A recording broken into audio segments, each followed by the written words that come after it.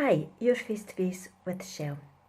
In this week's video, I'm going to continue with the series Scared of Fire. If you haven't seen part 1, I'll put a link in the description to this video so you can go and have a look at it. Now, I think we're all scared of fire to a certain extent, and I still am. Sometimes it takes me by surprise, even after all these years. But after I was discharged from hospital, it did take a few years to be comfortable around even sometimes like an open fire. If it would crackle and make sparks, I would still jump back. So the story I want to tell you is my family had helped other family members go on holiday, take them to their caravan site. And there was no one there to meet them. They were just given the keys basically and showed where their caravan was. When they arrived, the gas hadn't been connected. Now, I think it should have been. So it was left up to my dad and the other man to connect the gas up. Now, they didn't really know how to do it, and it was basically trial and error.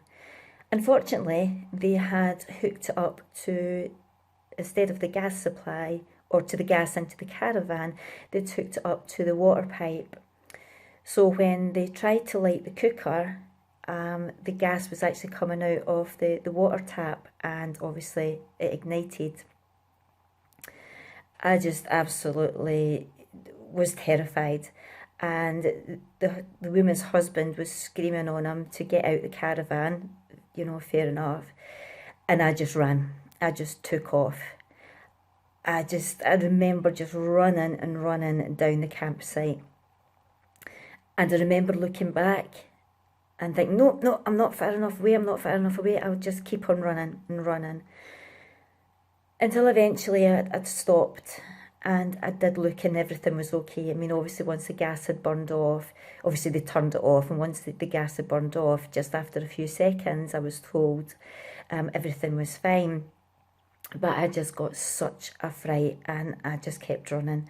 Now, this probably happened maybe, I think, 2 or 3 years after the explosion. So it was still pretty fresh. I remember when I returned to everyone, the man and woman's son was laughing at me and saying, ha ha ha, look at Michelle, she just kept on running, she was running, ha ha ha. I'm like, well, yeah. I was in a gas explosion and I just was absolutely terrified, and I just thought it was going to happen again. So yeah, I was protecting myself and I just ran. And he didn't realise. He knew exactly what had happened to me, and I thought, why are you laughing? Isn't it obvious why I would be running? Obviously, I spoke to my mum later and she completely understood. She was like, yeah, I absolutely get it. I do. I absolutely get it.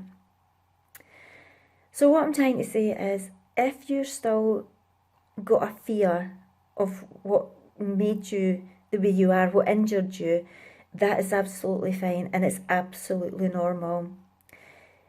It is something that I'm not saying I got over, but I think you learn to live with. You learn to deal with it better. There are help forums out there, and I will put a link in the description to this video for I've got a page on my website with help forums.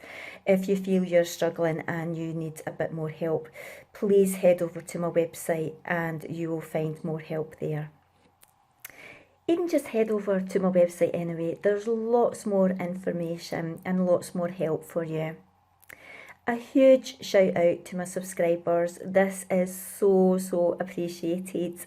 Thank you so much. If you haven't already, it would be awesome if you subscribe to my channel. Let's try and get this message out to as many people as possible, that they're not alone, that there are people who have gone through similar circumstances, similar experiences. Let's all help each other. Please give me a like and a share, and thank you very much for watching. Stay strong and we'll chat soon. Bye.